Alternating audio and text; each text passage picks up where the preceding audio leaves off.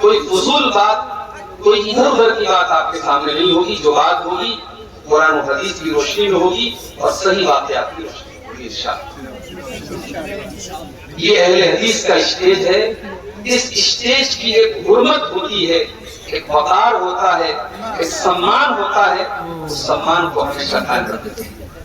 ہمارے شاعر حضرات بھی آئے ہیں، میں ان سے بھی کہنا چاہوں گا بڑے ادب کے ساتھ، بڑی محبت کے ساتھ، کہ آپ جب اہل حدیث کے اسٹیج پر کوئی نعت بھی پڑھے تو نعت بھی آپ کی بالکل صحیح ہونی چاہیے. اس لیے کہ اللہ کے رسول کی محبت کے نام پر ہم کچھ بھی پڑھ دیں اس کی اجازت نہیں. بلکہ میں خود شاعری کرتا ہوں، میں نے نعتیں بھی لکھی ہیں، غزل بھی لکھی ہیں. میرا اپنا یہ ماننا ہے کہ شاعری میں سب سے مشکل جو صنف ہے وہ نعت ہے. اس لیے کہ ایک طرف آپ کو اللہ کے پیارے نبی کی تعریف بھی کرنا ہے اور دوسری طرف آپ کو اس سیما کو اور اس حد کو بھی، اس کا بھی خیال کرنا ہے کہ کہیں ہم اس سیما کو کراس نہ کر جائیں اور اللہ کے رسول صلی اللہ علیہ وسلم کی تعریف میں ہم کوئی ایسی بات نہ بول دیں جو آپ کو اللہ کے مقام تک لے کے جاتی ہو. تو نعت پڑھتے وقت ہمارے شاعروں کو بھی بہت خیال رکھنا چاہیے. اور جلسے کے اوپر، اسٹیج کے اوپر جو علماء بیٹھے ہوں وہ بھی نوٹ کریں اگر کوئی بات کسی شاعر کی زبان سے ایسی نکلی ہے جو ہمارے عقیدے سے ٹکراتی ہے، جو ہمارے منہج سے ٹکراتی ہے، تو اس کی وضاحت بھی فوراً موقع پر کرنا یہ بہت ضروری ہے. یہ اہل حدیث کے اسٹیج کی بات ہے. میں نے آپ کے سامنے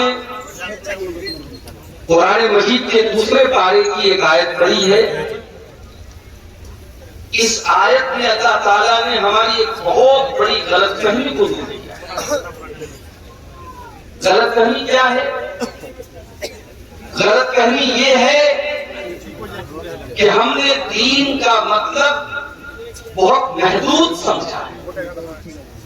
ہم نے دین کو بہت سیمت کر دیا، لمیٹیڈ کر دیا.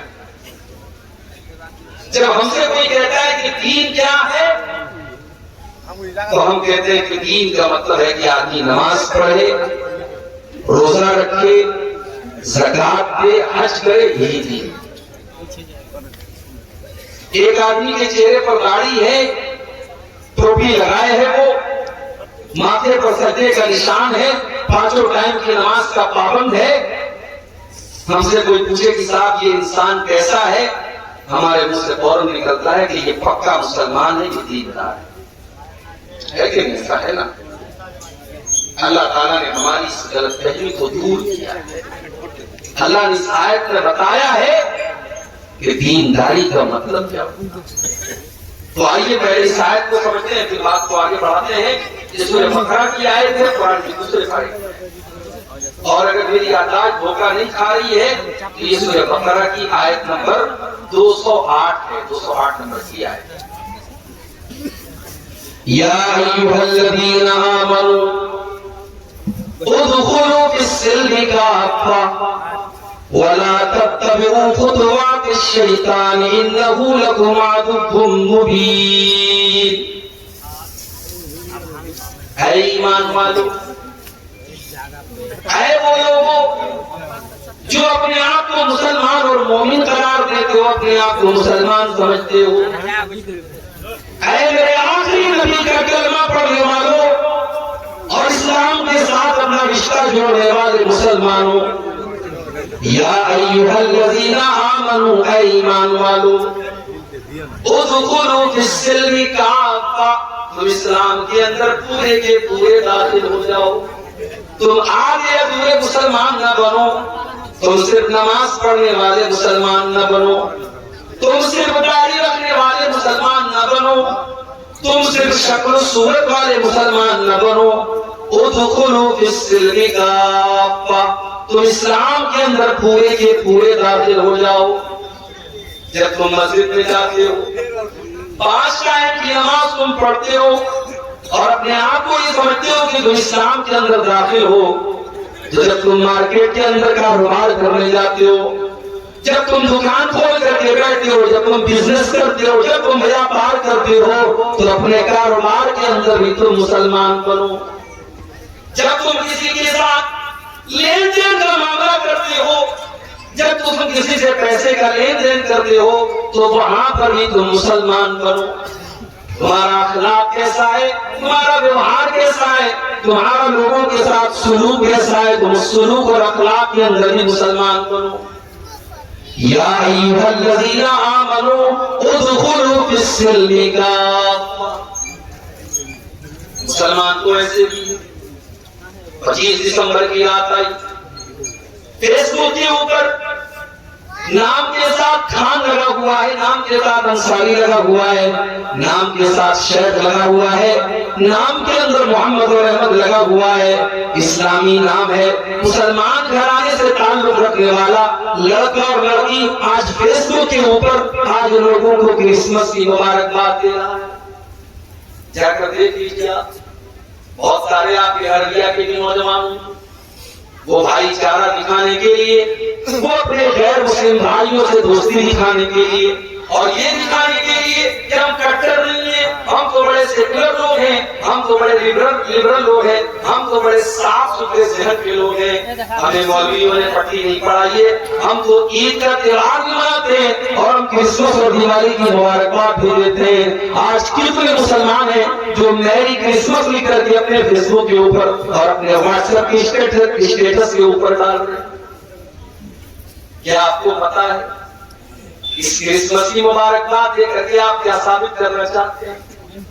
ہمارے وہ عیسائی بھائی جو کرسمس کا تہوار مناتے ہیں, کبھی آپ نے معلوم کیا کہ وہ کرسمس کیوں مناتے ہیں؟ ان کا یہ عقیدہ ہے کہ آج ہی کے دن حضرت عیسیٰ پیدا ہوئے. لیکن معاف کیجئے, ہم تو عیسیٰ علیہ السلام کو اللہ کا بندہ مانتے ہیں, اللہ کا رسول مانتے ہیں, مگر عیسائی سے آپ جا کر کے پوچھو تم عیسیٰ کو کیا مانتے ہو, تو وہ کہتا ہے کہ Jesus is son of God.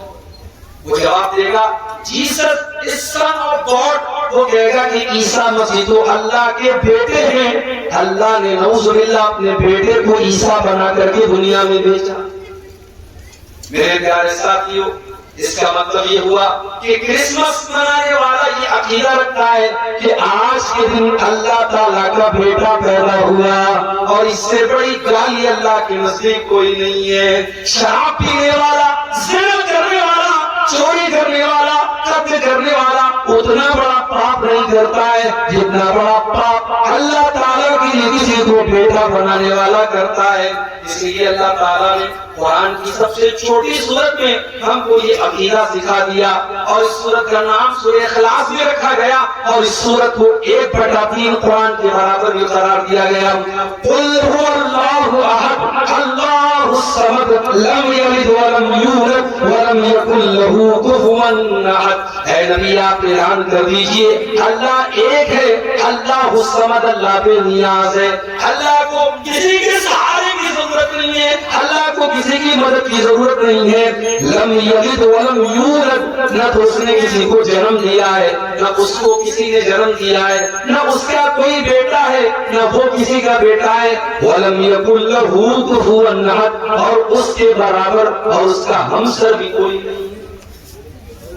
یہ عقیدہ ہے ہمارے 4 سال کے بچے کو سورہ اخلاص یاد, جو سورہ اخلاص کو یاد کرے گا اور سورہ اخلاص کا مطلب سمجھے گا, وہ فیس بک کے اوپر میری کرسمس نہیں لکھ سکتا, وہ کرسمس کی مبارکباد نہیں دے سکتا جس نے یہ عقیدہ بچپن سے پڑھا ہو. لم یلد ولم یولد, یہ اللہ کا کوئی بیٹا نہیں, اللہ کسی کا بیٹا نہیں, کرسمس کی مبارکباد.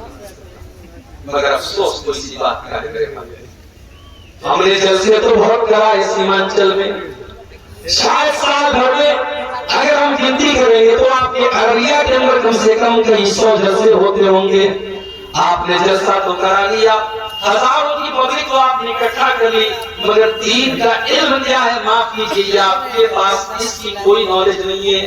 دین کے علم کے نام پر آپ زیرو ہیں. جلسہ بھی آپ سنتے ہیں تو منورنجن کے لیے, तकरीरें सुनने के लिए आते हैं तो एंटरटेनमेंट के लिए, जो जितना आपको हंसा दे, जो जितना आपकी आंखों में आंसू दिला दे, जो आपके मन की बातें कर दे, जो आपके जज्बात के साथ खेल ले, उससे बेहतरीन कोई शायर नहीं, उससे बेहतरीन कोई मुखर्रिर नहीं, उससे ज्यादा महबूब आपके नजदीक कोई नहीं। आपने तो जलसों को एंटरटेनमेंट का जरिया बना दिया।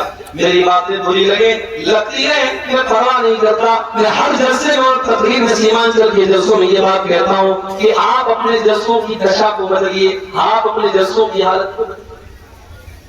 कल मेरा प्रोग्राम था कलियाचक बंगाल में। आप यकीन कीजिए, जिन साहब के घर में मेहमान बन के गया था, दरवाजे पर दाखिल होते ही मैंने मकान के टाइल पर देखा तो अजमेर शरीफ का फोटो बना हुआ है और ऊपर लिखा हुआ है ख्वाजा गरीब नवाज। ये उनके मकान की टाइल के ऊपर ये तस्वीर लगी है। मुझे बड़ा अचंभा हुआ, हैरत हुई। मैंने पूछा कि भाई साहब, ये जिसके मकान में मैं आया हूँ, ये मसलक के एतबार से क्या है, कौन से मसलक से ताल्लुक रखते हैं? जवाब मिला, ये बड़े पक्के अहले हदीस। मैंने कहा बड़ी हैरत की बात है, अहले हदीस के मकान में टाइल लगा हुआ है और टाइल के ऊपर अजमेर का फोटो लगा है और अजमेर के फोटो के साथ साथ ये लिखा हुआ है ख्वाजा गरीब नवाज। मैंने बुलाया, मैंने कहा भाई साहब ये क्या लगवाया आपने? कहा जब मैं मकान बना रहा था, मैं टाइल की दुकान पर गया, बहुत सारे टाइल उसने मुझे दिखाए, ये मुझको अच्छा लगा। मुझे लगा कि इसके अंदर कुछ अच्छी बातें लिखी हैं, इसके अंदर अच्छी सी तस्वीर बनी है। मैंने ये सोच करके इसको टाइल लगा लिया। मैंने कहा भाई साहब, आपने ये पता क्यों नहीं करने की कोशिश की कि इस टाइल के ऊपर क्या लिखा है और किस चीज का फोटो बना है? आपका ये टाइल ये बता रहा है कि आप इस शिरकिया अकीदे का सपोर्ट कर रहे हैं। इसमें हजरत ख्वाजा मोइनुद्दीन चिश्ती अजमेरी, जो बहुत बड़े अल्लाह के वली और नेक बंदे थे, उनको गरीब नवाज का दर्जा दिया गया है।